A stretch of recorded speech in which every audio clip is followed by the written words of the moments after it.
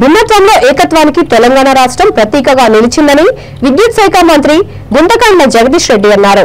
సర్వమత సాంప్రదాయాలకు ఆచారాలకు పెద్దపీట వేస్తూ ముఖ్యమంత్రి కేసీఆర్ తీసుకున్న నిర్ణయాలు ఇందుకు దోహదపడ్డాయని తెలిపారు. రంజాన్ పర్వదినాన్ని పురస్కరించుకుని సూర్యాపేట ఈద్గాలో జరిగిన ప్రార్థనలో ఆయన పాల్గొన్నారు. ఈ సందర్భంగా ముస్లిం సోదరులతో అలైబాలై అనంతరం ఆయన మీడియాతో మాట్లాడారు.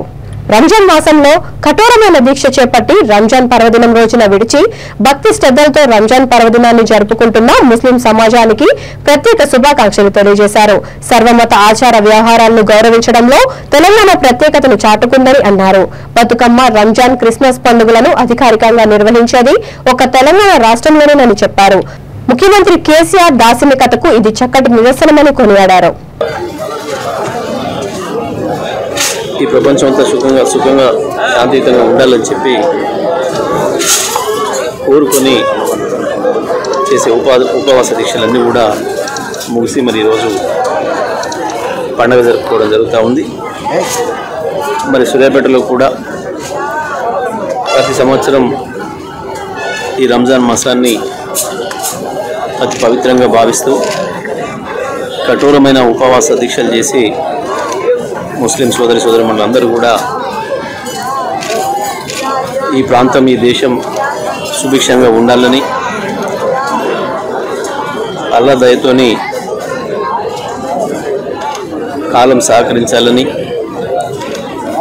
సమృద్ధిగా పంటలు వండి ప్రజలందరూ కూడా సుఖ సంతోషాలతో ఉండాలని చెప్పి కోరుకుంటూ పెద్ద ఎత్తున ప్రార్థనలు చేయడం, మరి ఈ రోజులో అవి ముగిసినాయి కాబట్టి పండుగ చేసుకోవడం ఆనవాయితీ. మరి ప్రత్యేకించి తెలంగాణ రాష్ట్రంలో గౌరవ ముఖ్యమంత్రి గారు కేసీఆర్ గారు వచ్చిన తర్వాత